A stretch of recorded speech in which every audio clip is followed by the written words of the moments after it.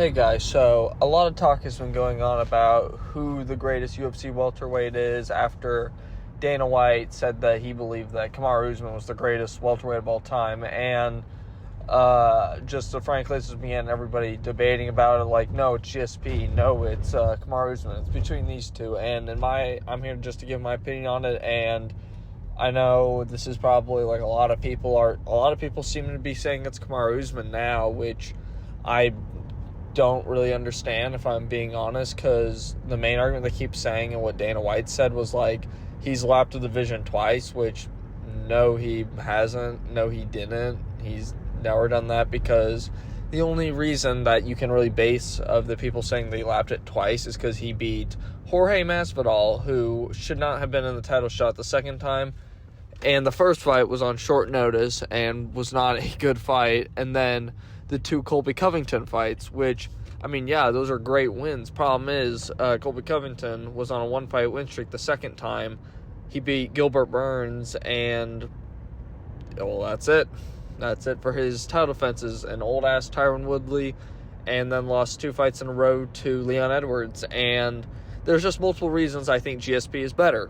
Just simply is better, like, legacy-wise. And people are talking about him like he's from, like, a bygone era, like this man, it's so far removed. Like, no, it's not. And like, if we go by, if both of these guys were fighting their prime, I'm not saying that Kamaru Usman wouldn't win, but if we're going by legacy and all this stuff, GSP is one, and it's not because he has more title defenses.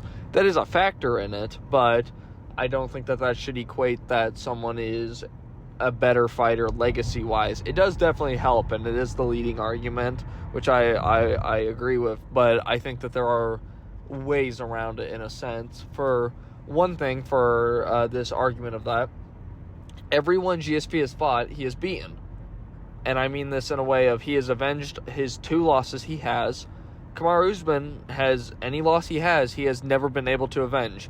He lost the one fight, which was at the beginning of his career, which I get it, super young dude in that, but he never rematched him or beat him again. And then he got head kick KO'd by Leon Edwards and then lost the decision. And I'm not going to count, obviously, up at middleweight, because that's not at all part of the argument.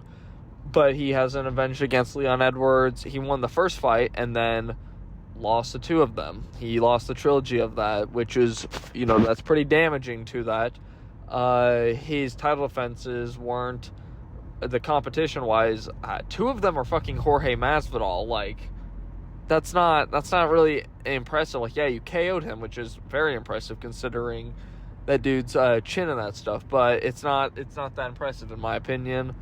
For like legacy-wise compared to people GSP beat. People are like, oh, who did GSP beat? And you can just name a shit ton of people on there. And I'm like, are you really gonna tell me that Jorge Masvidal is like up there on the level that fucking GSP or fucking Jorge Masvidal was fucking fighting around the same time as GSP? Like, this isn't like this next generation. Like, two of his fucking title defenses are against guys from GSP's era. Like what the fuck are people talking about with that crap? GSP, he has, I believe, the control time record. He doesn't have the win streak record. What's this fuck has? Kamaru Usman has it. I don't know how I forgot his name of that. Similar amount of finishes. GSP was fighting for the belt super early on. That was his first ever loss, was against Matt Hughes. I don't even know if GSP had 10 fights at that point. He comes back, beats at the time the greatest welterweight of all time, and is still pretty high up there on the welterweight GOAT list. Like, I feel like, and I saw it on the Weasels video, yeah, that's probably a better argument to say who has a better legacy, Matt Hughes or Kamaru Usman. I think Kamaru Usman has a better legacy in terms of everything he's done and did, and his level of competition, I think, does play a huge part in that in comparison. But you get the idea of, like, that's a closer comparison, whereas GSP has beat multiple guys. He beat BJ Penn, he beat Matt Hughes, he beat Nick Diaz, he beat what the fuck was his name? Jake Shields. He beat Carlos Condit, the interim champion. Carlos Condit was an absolute monster back in the day, and that's one of GSP's hardest fight. He survived that head kick that was that would have KO'd Kamaru Usman, let's be honest. Dan Hardy, he won his title back.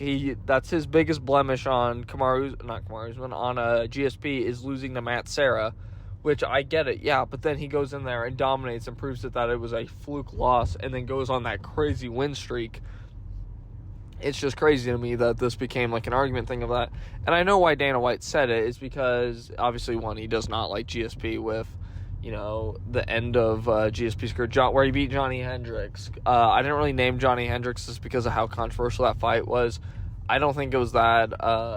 I don't really think it was a robbery. I see an argument for Johnny Hendricks, but it was a very close fight, and Johnny Hendricks was on the sauce, clearly. Like, if you look at what happened to his career near the end of that, once USADA comes in, he wins the title after GSP vacates it and then goes on a crazy losing streak. Like, this is not, like, that's not really a big, it's kind of impressive that he didn't get KO'd in that fight, but, it's whatever, I guess. And then, obviously, but Dana White hates him for leaving and not staying long enough to get KO'd, but it's okay for John Jones to do the same thing.